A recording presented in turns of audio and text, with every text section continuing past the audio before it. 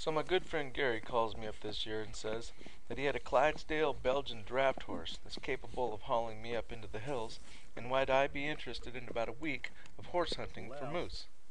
And you see just that one little hill right there in the middle. That's the end of the hill that we're going to take, and we're going to go right up over the end of that, and that's the ridge that my cabin's on. And then we'll ride that ridge north to the very tip of it. It's about 2 miles beyond the very end of that ridge that you see there. Cool. All right, man. I'm ready. Let's go. In the past, I would fantasize about what my life would be like when I quit the rat race and moved to Alaska. This trip was just like stepping into a time machine back to 1863.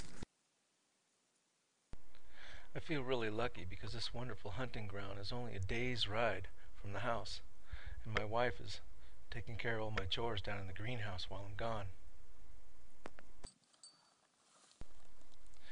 This is Denali telling Gary that we're burning daylight. Hurry up.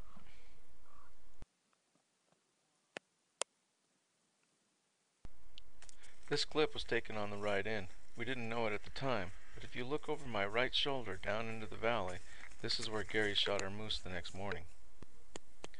Gary's Clydesdale Denali is a young horse. He did really well on this trip. Daisy is the archetype of an Alaskan mountain hunting horse, and just a pleasure to ride.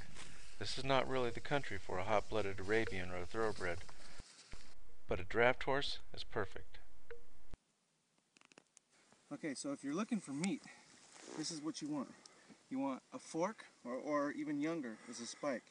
These guys are young and tender. They're about 2 years old. And if you're a foodie and you're going to make a list of what you want is a young bull like this. Not one of those big, because you can't eat antlers. But this is what I usually look for when I go out moose hunting, is a spike or a fork.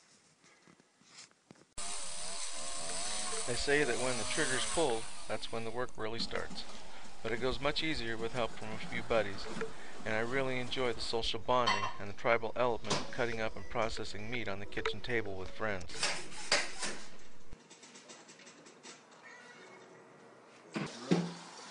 Couldn't do that. We tried. So before I go, I'll leave you with another thought. Got meat?